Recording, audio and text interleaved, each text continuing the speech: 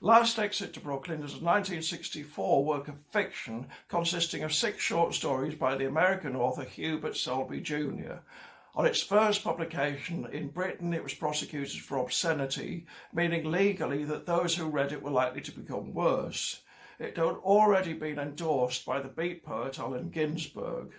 Its eventual success in the courts, plus that puff from Ginsberg, has given subsequent readers the impression that it's basically a liberal work full of compassion for the lowest social strata. The author himself probably agreed. I think that's a mistake. Arguably, it focuses fairly exclusively on a social class that Marx and Engels called the lumpen proletariat: criminals, vagabonds, prostitutes, and those of a reactionary disposition. It begins with a gang of men who kick an on-leave soldier virtually to death. Then there's a transgender prostitute called Georgette, who is probably morally the best character in here, although she still enables the gang rape of one of our transgender friends.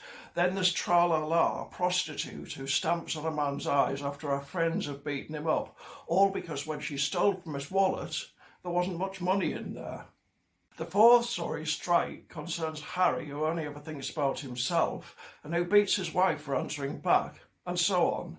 In the last story, we meet a group of women who can't wait to see a toddler fall from a high-rise window ledge simply so they can laugh as it splats on the pavement.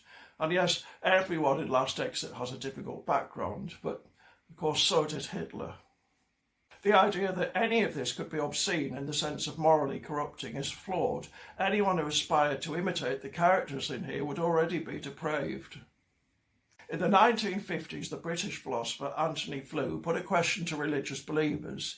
He said, what would have to happen for you to say, God doesn't love us after all?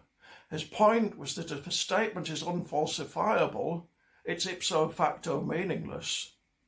But there are secular humanist equivalents. What would have to happen for liberals to say there are some people who have no redeeming features at all, or there are some people who have no good in them whatsoever?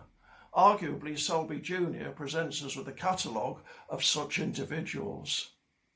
All in all, it might be better for liberalism if this book were to quietly go away.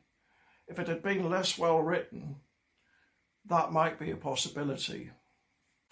Unfortunately, however, it's a masterpiece.